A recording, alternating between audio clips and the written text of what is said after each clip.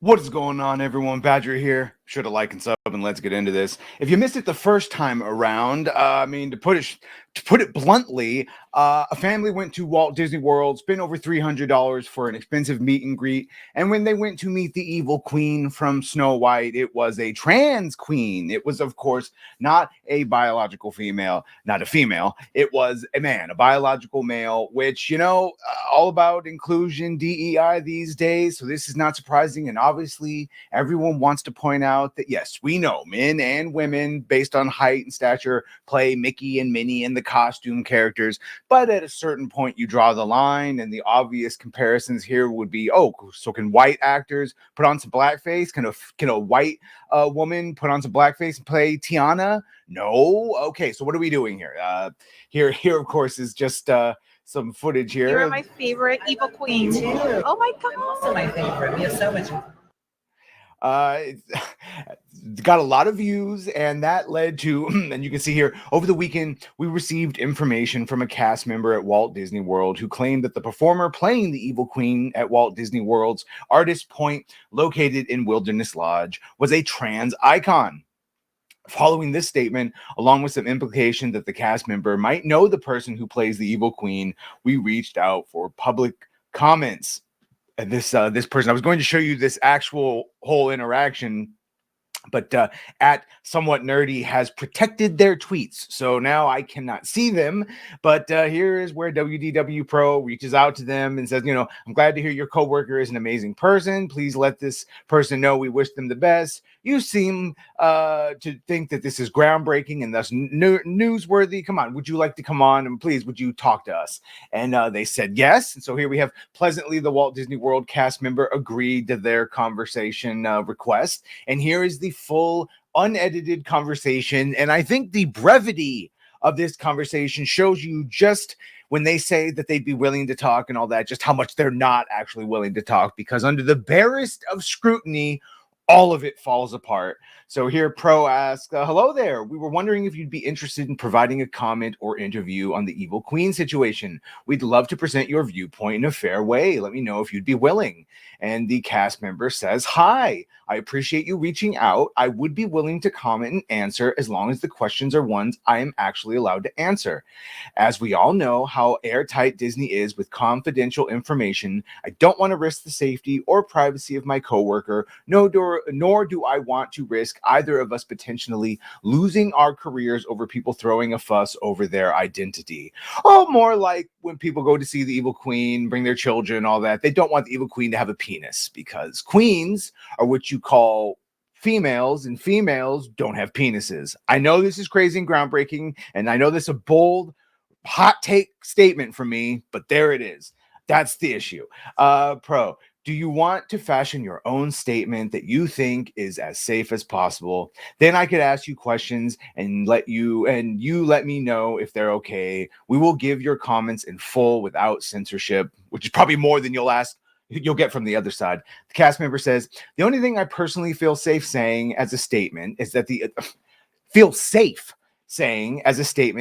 inclusion is key for a reason. Now, she doesn't give that reason, but inclusion is key for a reason. It's the newest key that company has introduced because ESG was the last bullshit to come out. Inclusion means everyone belongs, because apparently everyone didn't belong before, even though everyone has belonged at Disney for decades. Cast and cast members alike, no matter who you are, no matter how you identify, if you're cisgendered, cis is a slur, so right there you slurred, but whether you're biological, normal, trans or non-binary, you can be a performer, especially a lookalike one. Pro, well, definitely happy to include the statement. Follow-up question. So this is the question, the first actual question that gets the cast member to bail on this entire exchange. At Disney parks, cast members who are friends of the face characters are supposed to look like the characters. In addition, those who interact with guests should have matching mannerisms and vocal likeness. Your coworker in the video appears to be quite tall and has a voice that some feel is different than the character. Do you feel, by the way, this is a soft ass, so I can imagine this triggered her. whatever. Do you feel these differences should be allowed for trans persons playing Disney character roles in an effort to be more inclusive? Cast member. So that was really baiting. So I'm going to keep this short, and this will be the end of the conversation.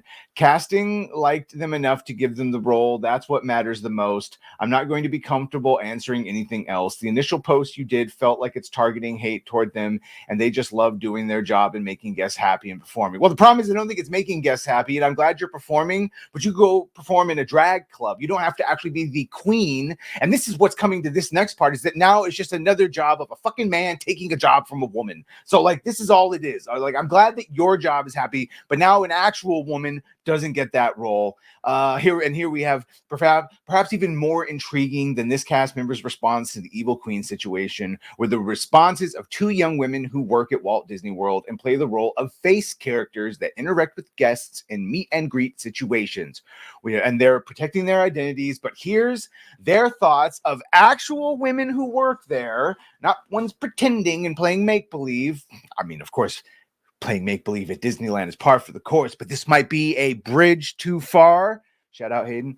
One of the young women reiterated that they have a very strict set of guidelines that they have to follow. She was careful that I not name the character she plays, even though I guessed it. Another young woman was less visibly concerned and confirmed she portrays another character in the park beyond her main role. Each performer has to be able to fit the specific costume, so the physical guidelines are quite important. Each costume has a range of height and weight specifications. Altering a costume in a major way is not possible.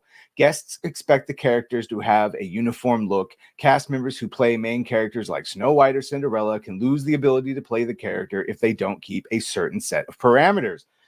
We've heard this before.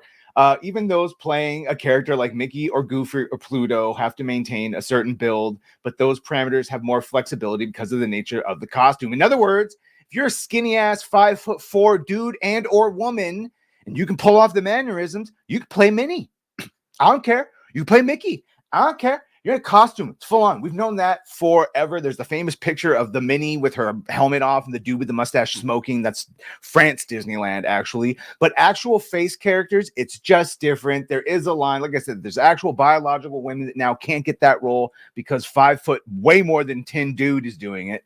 I asked them both about the Evil Queen situation in Walt Disney World, and there were definite signs of being conflicted. Well, you see how they immediately shut down as they have to think about, oh shit, the mouse trap they have to jump through to sort of try to answer the question. Both of them are happy for the performer because it takes an enormous amount of work. The competition for the main characters is intense. And boy, wouldn't it be crazy in amongst of all that intense competition, you had an extra little thing that could put you above the rest, i.e. you're trans. And as we pointed out a million times, that gives you a special ticket. Queer, trans, anything from an underrepresented group gets you ahead of the class. Yes, there is more than just fitting into the costume and showing up for work on time. After a few more minutes of conversation, it was clear that what happened in Walt Disney World will happen in Disneyland. There are cast, and probably already has, there are cast members pushing for it right now. I asked if they could bring their concerns to human resources in private. Both confirmed they can, but it's not advisable. You know, when there is more going on, I would equate their feelings to Riley Gaines. Yes.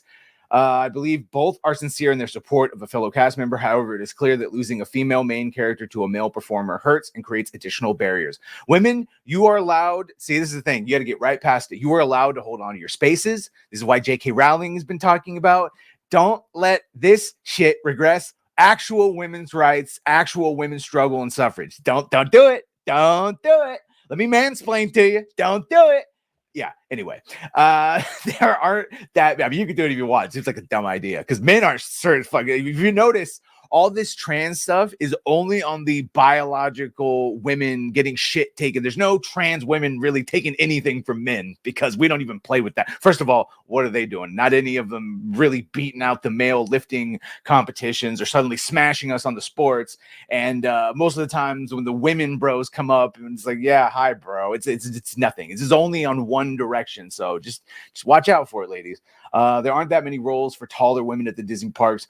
Losing a role as a biological biological woman is tough when biological men are more likely to be taller, judging by global height averages. While I take no position other than suggesting Disney be transparent with their politics, I believe, for better customer decisions, it's hard for me not to see that even a trans icon in the world of cast members from earlier is still reducing one opportunity for a biological woman who proclaims to also be feminine presenting.